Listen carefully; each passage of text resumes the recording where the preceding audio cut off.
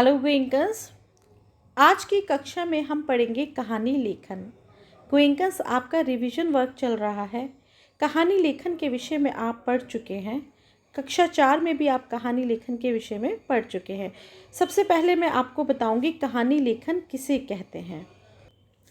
कहानी वह विधा है जो लेखक के किसी उद्देश्य, किसी एक मनोभाव जैसे उसके चरित्र, उसकी शैली, उसकी कथा विन्यास, सब कुछ उसी एक भाव को पुष्ट करते हैं। बच्चों, कहानी के जो तत्व हैं 6 प्रकार के माने गए हैं। कथा वस्तु, कहानी के निर्माण अथवा यानी बनाने में उसके रचना से पूर्व लेखक ये तय करता है कि उसे किस क्षेत्र अथवा किस उद्देश्य के लिए कहानी की रचना करनी है। नंबर 2 है पात्र का चरित्र चित्रण। कहानी अथवा किसी भी लेख में पात्र का चरित्र चित्रण बेहद ही आवश्यक होता है। वातावरण, कहानी के अनुरूप वातावरण का निर्माण होना बेहद आवश्यक है। नंबर 4 पर है संवाद या कथन। कहानी में संवाद का विशेष महत्व होता है। कहानी के पात्र आपस में उसी भाषा का प्रयोग करें जो कहानी के कथा वस्तु के अंतर्गत हो। भाषा शैली, कहानी की सफलता उसकी भाषा शैली पर निर्भर करती है। नंबर 6, किसी भी लेख का उद्देश्य होता है, उस उद्देश्य की पूर्ति के लिए पूरी रचना की जाती है। बच्चों, दादा दादी, नाना नानी, माता पिता आदि से ढेर सारी कहानियाँ सुनते हैं।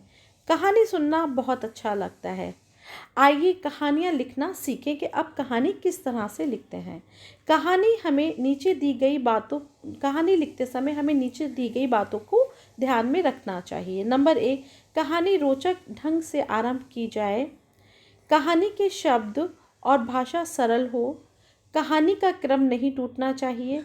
कहानी का अंत शिक्षाप्रद हो। संकेतों के आधार पर कहानी लेखन, चित्रों के आधार पर कहानी लेखन और किसी घटना के आधार पर कहानी लेखन।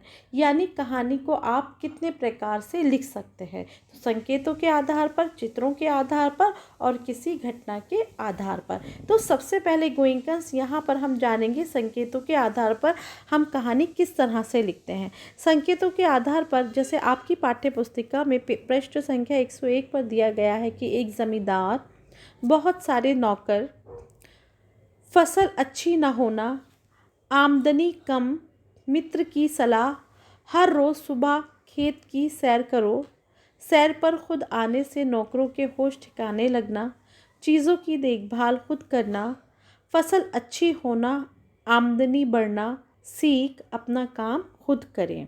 यानी ये जो संकेत दिए गए हैं, इन संकेतों के आधार पर आप कहानी किस तरह से लिखेंगे। और दूसरी बात बच्चों ये है कि जब आप कोई भी कहानी लिखेंगे उसके लिए आप उसका एक उचित शीर्षक निर्धारित करेंगे कि जैसे ये जो मैंने आपको संकेत दिए, इसका कहानी का शीर्षक हम रख सकते हैं अपना काम स्वयं